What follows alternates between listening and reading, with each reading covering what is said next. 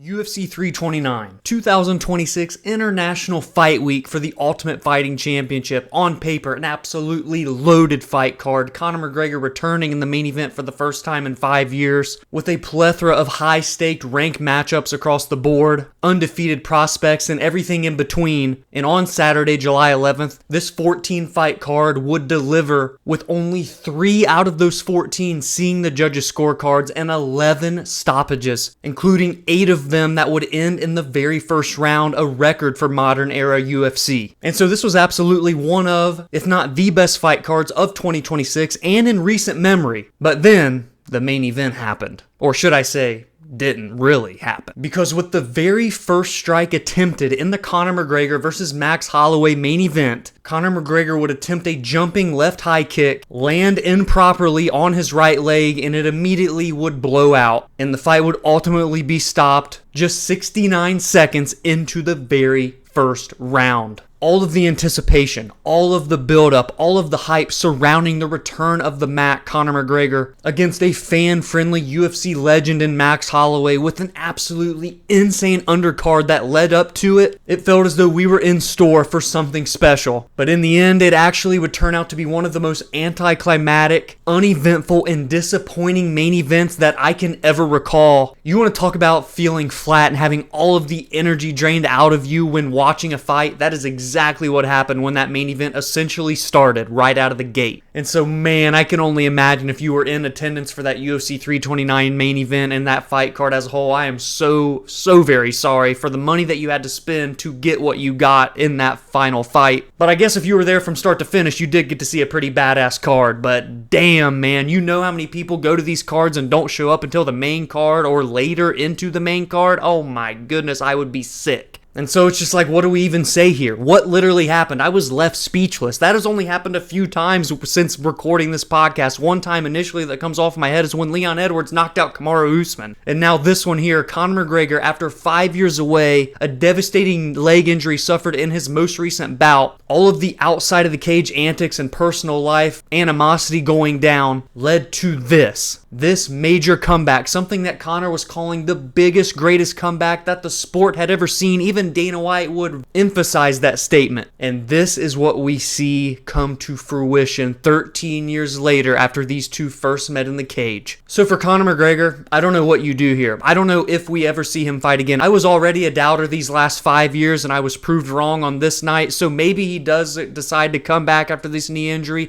We don't, at least at the time I'm recording this, know the severity of it. I've seen people speculate that it is a torn ACL. I've seen other people and professionals say that it might not be a torn ACL, but rather a meniscus injury. But regardless, we know that he's not fighting again in 2026. And I don't know how early he could fight in 2027. Even if it isn't an ACL injury, we're probably talking April at the earliest, which is that date that he had already alluded to for being his second and final fight on his current UFC contract. So I don't really know what to say on the side of Conor McGregor in this UFC 329 main event outside of just waiting and seeing what the final verdict is on the severity of his injury and if he will decide to return. He has already came out in the aftermath of the event and said that he will in fact be back and denies any speculation of being injured heading into the bout, says he was 100% healthy and ready to compete. And so all we can do is just take him at his word, and we'll see if he ever gets another opportunity at accomplishing that great comeback that he said was going to begin on this night at UFC 329. And for Max Holloway, the other half of this main event, you have to feel for him as well because this was the biggest opportunity of his career if we're talking eyeballs on him and payday. And so obviously he comes out as the victor, but he didn't really have to do anything. Obviously, as the fight was progressing and Mike Beltran wasn't waving the fight off to be canceled just yet, he was landing some ground and pound shots, but nothing that he specifically did would end this fight. And in the aftermath, he of course was calling for the trilogy with Conor. He realizes how big this payday was, and you can't hate the man for wanting to have a third one, but that can absolutely not happen. I think instead we will see Max Holloway return to his new rightful weight class, 155 pounds, even though I will say he looked pretty damn good at 170, filled out much better than I thought, but I don't necessarily say that he would compete compete great with some of the big boys in the elite of this 170-pound division, like Islam Makhachev, like Ian Gary, like Michael Morales, Carlos Prades, etc. Maybe in the future, before he calls it a career, he can finish at 170, but for now, I still think that we need to see Max compete at 155 for the next couple of fights. And that is where we tie in the co-main event to this main event discussion, because there's only so much I can say about what happened in that final fight. And in that co-main event, we saw Paddy Pimblett absolutely launch himself to the next level, to the upper echelon of superstardom in the UFC. His walkout was unreal. Dare I say maybe walkout of the year, even better than Conor McGregor's in my opinion, and it rivals how insane Justin Gaethje's was last month at UFC White House. He had the usual party music going. The crowd was wearing their Paddy Pimblett wigs. He was doing the hand gestures and walking down the ramp the whole entire way doing so, having a blast, yelling, singing, dancing. But the second he got locked into that octagon across from Benoit Saint Denis, the number 5 ranked lightweight in the world, he flipped a switch. When Bruce Buffer was announcing them two before the bell would sound, he looked more locked in than I'd ever seen him before, and it showed in the performance as he would finish Benoit Saint Denis, put him to sleep with an absolutely nasty submission choke in less than a minute, 52 seconds to be exact. And just like that, Paddy Pimblett bounced back from his interim title fight loss earlier in the year to the now undisputed king, Justin Gaethje. Will be in the top 5 come next week and is one win away, in my opinion, regardless of who we match him up with, and there are plenty of matchups to discuss here shortly, from getting another crack at gold, and this time not interim, but undisputed. There were 2 posts that I put out on X at VerbalSpar MMA, if you aren't following already. Shameless plug, I know. In the immediate aftermath of this Paddy Pimblett victory, one of which mentioned how many sick options that there could be for him coming up next. And then just a few minutes later, I posted a poll, this of course being before the main event started, with 4 options. And the question was simple: who should Paddy Pimblett fight next? Ilia Topuria, Charles Oliveira, Conor McGregor, or Max Holloway? Because prior to what played out in that main event and Conor McGregor's injury, I kept saying to my buddies that I was watching the fight with that could you imagine how massive McGregor versus Pimblett would be, regardless of if they both won, if they both lost, if one won and one lost. It would have been absolutely huge for European mixed martial arts, but now I can safely scratch that option out. But that still leaves 3 major options for Paddy Pimblett. He has the history there with Ilia Topuria and the water bottle. Do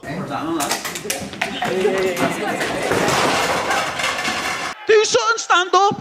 What'll you do? You'll do nothing. You'll do nothing, you little fart. Go and sit back down. I finish you.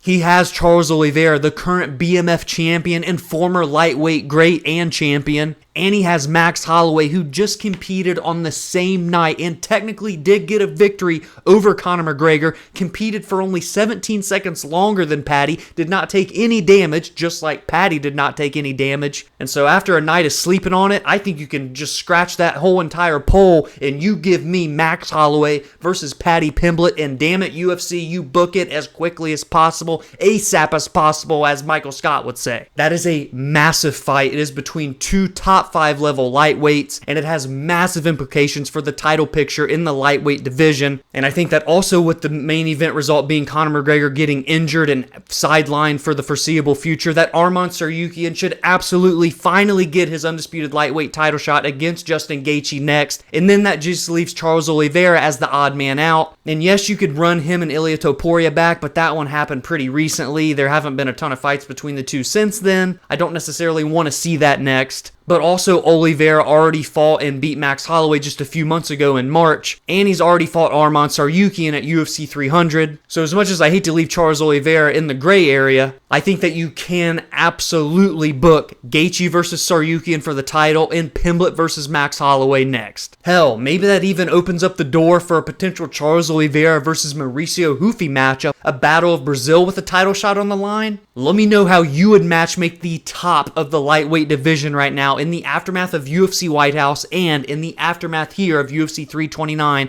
with the Conor McGregor injury, the Max Holloway technical victory, and the Paddy Pimblett masterclass against Benoit Saint Denis. Sound off down below. And we still got to go through 12 other fights and performances on this card, so I'm going to kind of just rapid fire through these, not necessarily too quick. I got to give these guys their shine and talk about what's next, but damn it, we've got a lot to get to. And we first go to the featured bout where Mario Bautista got revenge 7 years in the making from his UFC debut when he would be submitted against Cory Sandhagen in January of 2019. Fast forward to UFC 329, where he has improved to 18-3 as a professional mixed martial artist, and now 2 victories in a row off the heels of his Umar Nurmagomedov loss, meaning that he has now won 10 of his last 11 bouts. This man is as close to a title shot as you can get in any division. The problem is the 135-pound weight class is absolutely loaded. Him and Cory Sandhagen would have a very fun back and forth scrap that went the entire 15 minutes, but with big moments from both guys. Cory Sandhagen landed a brutal left hand early on in the first round to wobble Mario, before Bautista would bounce back later on in that very same round and lock up Cory in a nasty knee bar that proved to provide some significant damage to Cory that would alter his performance the remainder of the bout. Round 2 is a pretty solid Cory Sandhagen round given what he had just had to go through at the end of the opening period, and then in round 3 it was relatively competitive, but Mario would pull away, especially in the later half of that round, where he would ultimately knock down Cory Sandhagen and look very crisp on the feet. He's 33 years old, he is right in his prime, and as I stated, 10 of his last 11 fights have been victories, 2 in a row now, including a finish against Vinicius Oliveira earlier in the year. This man should only have to fight one more time at max before he should be standing across from whomever the bantamweight champion would be at that point in time. But as I just stated a few moments ago and in the preview leading up to the bout, this division is so stacked right now. We've got Petr Yan as the new champion as recent as December when he dethroned Merab Dvalishvili after his historic 2025. Those two are now one apiece and should absolutely be booked for a trilogy sooner rather than later. Umar Nurmagomedov, former foe of Mario Bautista, is fighting in August against Song Yadong. That's number 3 versus number 5, a massive title contention type of bout. And the former champion and one of the biggest names in the sport, Sean O'Malley, has won back-to-back fights since losing his 2 championship fights against Merab Dvalishvili, a decision win over Song Yadong to start the year in January,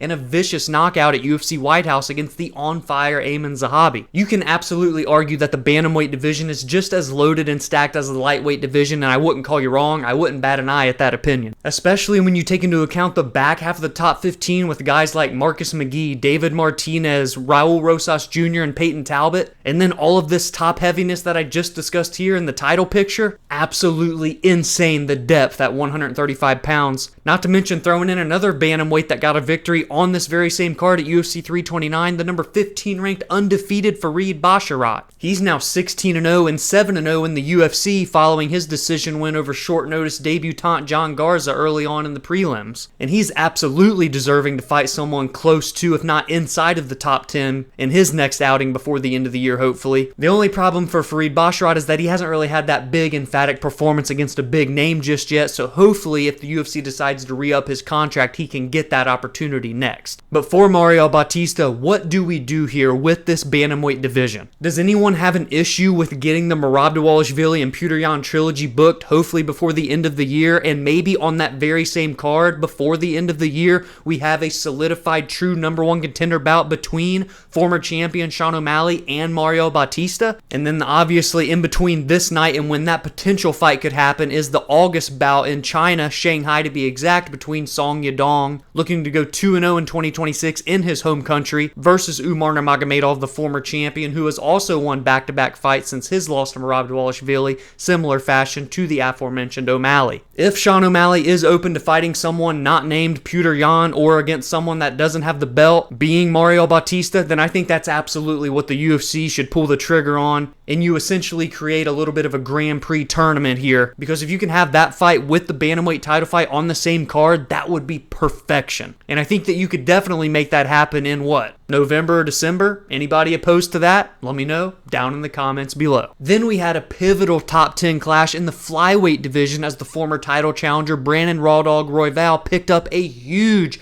bounce back victory, and he did it in style. Another fight of the night type of performance from him, no surprise, against the 26-year-old Lone'er Kavanagh, who entered UFC 329 off of a masterful performance against Brandon Moreno on short notice back in February in Mexico. In the 13 minutes and 40 seconds of action that we got to see here between these flyweights, they just continue to prove how elite the 125ers are and how fun this weight class is right now. Thank goodness the UFC never scrapped this division, and thank you, Henry Cejudo.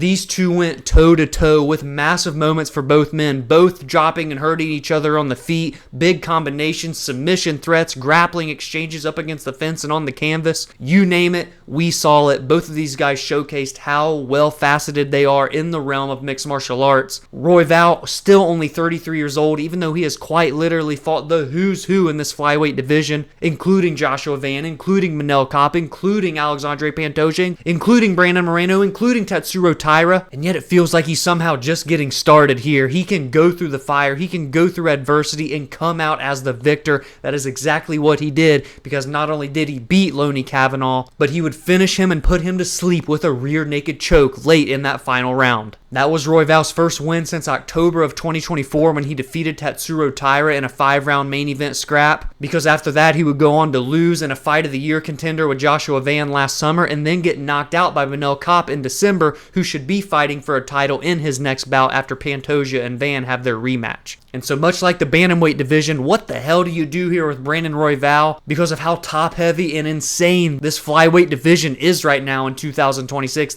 Dare I say, the best state it's ever been in its entire history. Well, good thing for us, we don't have to think too hard, because Brandon Royval kind of settled that debate in his post-fight interview. Asu Amabayev, let's go, baby. You're the best. You're awesome.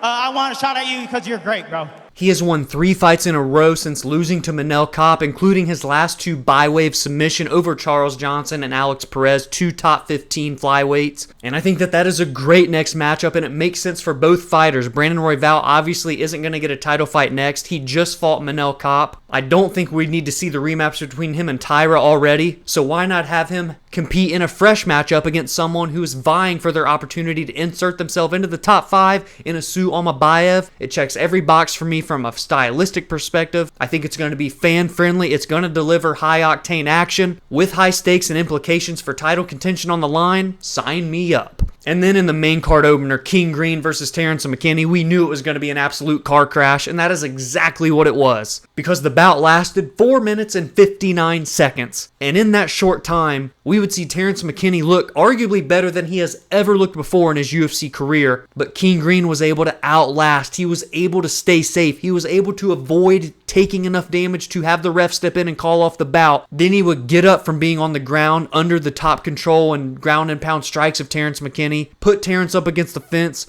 rain down a barrage of strikes, including some nasty body work that would drop Terrence, and then he would finish him with strikes with 1 second remaining in the opening round. Holy shitballs, this fight had everything. Oh, and by the way, at 39 years of age, King Green has won 4 fights in a row, which is the longest win streak that he has had since his debut in February of 2013 and the 3 fights that followed that leading up to July of 2014. He's fought the who's who of the lightweight division, has some of the most fights in UFC history, has over 50 plus professional bouts, and if you want to look at what his last 2 losses were, it was Mauricio Hufi and it was Paddy freaking Pimblett. Are you shitting me? Oh, and over the course of this 4-fight win streak, by the way, the last 3 have been stoppages, with all 3 of them happening in 2026, and he wants to fight in September as there's a rumored card to be going down in California. And while he didn't necessarily have any direct names to call out, there was someone that called him out on X, and it was Mr. Dan the Hangman Hooker, who currently sits at number 9 in the world in the lightweight division. And let me tell you something right now, I am absolutely signing up for that. I am not saying no to that. And if you're the UFC brass, you're insane if you don't offer up that contract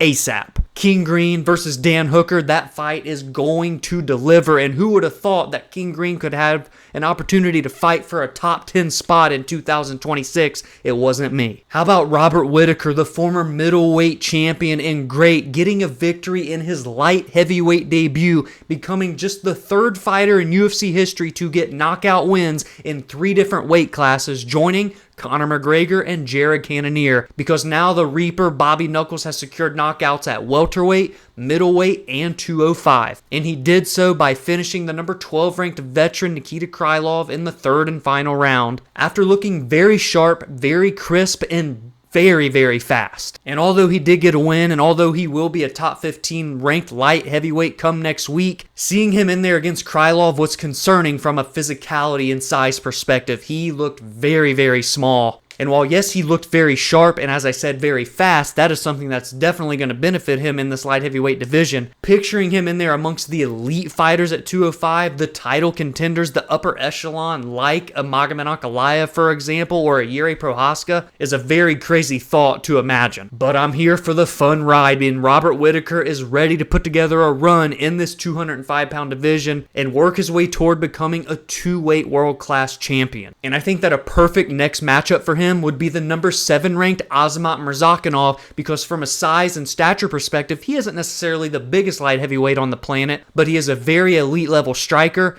and was on a massive win streak prior to being stopped by Paulo Costa earlier this year. So it's an opportunity for Azamat to bounce back and get the biggest win of his career if we're talking name value wise, shut down the hype and momentum of Robert Whittaker's 205-pound venture and hold his spot in the top 10. And for Whittaker, it's an opportunity for him to insert himself into the top 10, and if he can beat Azamat, you could then potentially consider Robert Whittaker as an elite level light heavyweight, and he could position himself in the spot of being just one more win away from a title shot at 205. What are your thoughts on that matchup, and what do you think of Robert Whittaker in the light heavyweight division? Does he belong, or are you a little bit nervous as he continues to progress forward what his size can be like against some of these big guys? Sound off down below. We saw the former Olympic gold medalist and two-time national collegiate wrestling champion Gable Steveson have his UFC debut, and as many people anticipated, he got a victory and he did it via finish. But I think he did it in a little bit of a way that we weren't anticipating, and that was not with his wrestling, but instead securing a knockout on the feet against Elijah Ellison. And it took just 2 minutes and 31 seconds for him to do so, but I definitely think that after this performance, which was nowhere near perfection, mind you, that the UFC should take their time with Gable. He's still young. He just turned 26 in May. He's only had 4 professional bouts. I realize that he's an elite level athlete for this heavyweight division, and he is a great addition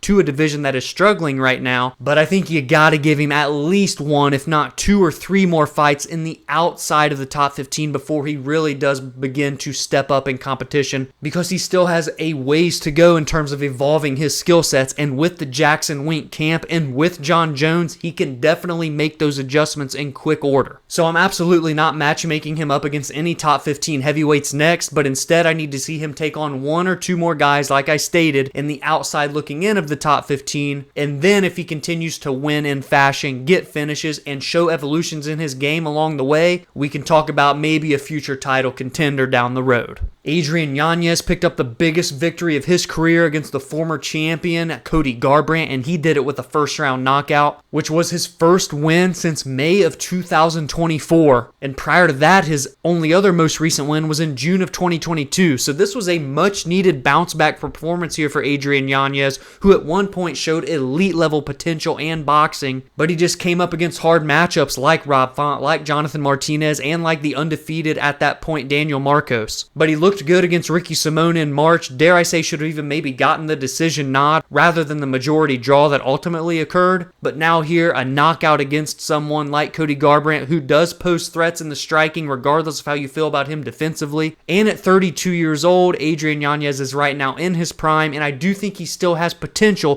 to reach the top 15 of this bantamweight division. Training partner of Paddy Pimblett, Luke Riley, remained undefeated, now improving to 3-0 in the UFC and 14-0 as a professional, as he would knock out Kai Kamaka III, and that took just 3 minutes and 3 seconds. Some people were up in arms a little bit about the stoppage, but upon watching it a few different times, I feel as though it wasn't that egregious, to be quite frank with you. He was landing a lot of unanswered shots, and many of which were landing flush, but I realized that Kai Kamaka was still attempting to defend, and he didn't fall down and get knocked out per se, so I understand those gripes. But regardless, I do feel like Luke Riley does have some serious upside in this featherweight division. I'm not calling for him to fight a top 15 in his 4th UFC bout, but I think if he can pick up maybe 2 more wins and prove to 5-0 in the UFC, then we're all of a sudden talking about a ranked opportunity for Riley out of England. Wang Tong picked up the biggest victory of her career and improved her win streak to 4-0, as she would get a very convincing clean decision win over Tracy Cortez, where she essentially picked her apart in the striking realm and defended most of, if not all, of Tracy Cortez's takedown attempts. And come next week, she will be in the top 10 of the flyweight division and has history with the former champion Valentina Shevchenko. As a matter of fact, got a victory against her back in their kickboxing days. I could see a world where the UFC decides to give Wang Tong one more fight, a big jump up in the rankings into the top 5, dare I say maybe even the top 3, and if she can win that and make it 5 in a row, and if Valentina Shevchenko remains the champion, don't be surprised if they decide to give Wong the opportunity. But what could that matchup next be for Wong Tong? Well, first off, we need to see Valentina Shevchenko fight, hopefully in 2026, and damn it better be against Natalia Silva. We know as of recently as last week, and I think it's something that kind of got flown under the radar, that Manon Fior and Alexa Grasso paired up to fight one another. That's a fantastic matchup. And Erin Blanchfield is set to square off against Jasmine Jasudavicius. So how about a little Wong Tong versus Rose Namajunas action next? That's someone that has a victory over Tracy Cortez, much like Wong Tong now does, and is a former 2-time champion at strawweight and still one of the biggest names in female mixed martial arts. That would be a massive opportunity for Wong Tong and a big spot for Rose Namajunas to hold her spot amongst the elite at flyweight. Middleweight, you have a problem on your hands, and that is the 24-year-old out of Aruba, Damian Piñas, who is now 2-0 in the UFC with 2 knockout wins, as he would become the first man to ever finish Cesar Almeida, and now sits with a 10-1 professional record, 9 knockouts, 1 submission, a 100% finish rate. This man is a legitimate prospect to keep your eyes on at 185. He's on a 6-fight win streak. All of them have happened since his most recent and only loss. That was in March of 2024, so he likes to remain active. He likes to fight. He's 2-0 in the UFC in 2026 because his debut was back in February.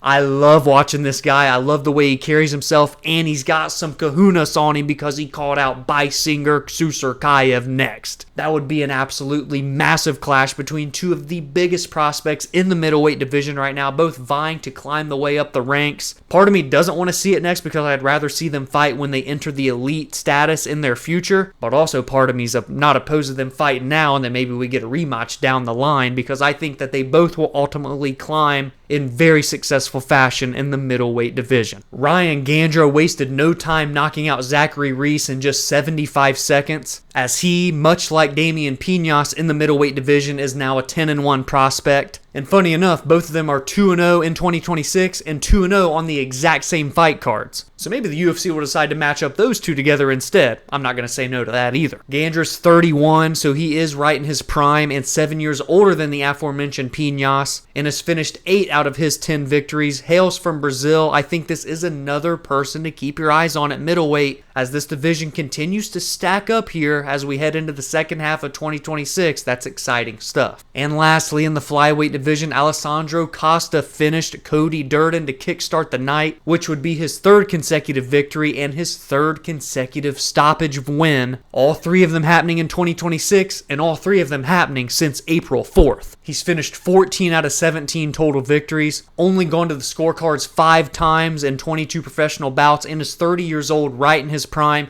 This man absolutely deserves a top 15 matchup next in this flyweight division. Give me Alessandro Costa and give me Charles Johnson, and give me it within the next 2 months, because you know both of them will want to stay active and fight and they won't say no to it. So that is it. The Conor McGregor fight week has concluded. The Conor McGregor comeback has ended in very uneventful fashion, but damn it, International Fight Week 2026 was something to behold. One of the best cards in recent memory, one of, if not the best in 2026, right alongside with the UFC Freedom 250 event. And if it wasn't for the way that main event ended, it may have the undisputed crown as best event of the year. What a night it was, regardless of how the dud of the main event ended. Big time performances, big time prospects, and everything in between. And now I want to turn the discussion over to you. I want to get your overall thoughts on the card. What would you grade it on a scale of A to F or 1 to 10? And give me some of your biggest takeaways and matchups that you want to see next in the aftermath. If you enjoyed this recap, please be sure to drop a like and subscribe to the channel if you are new, because every single week I recap the most meaningful results from every card. I break down and preview the biggest and best fights and storylines heading into each fight card, and I give my thoughts and opinions on MMA news and fight announcements. You can also join the community on social media at Verbal Spar MMA on X, Instagram, and TikTok, as well as like the Facebook page Verbal Sparring MMA,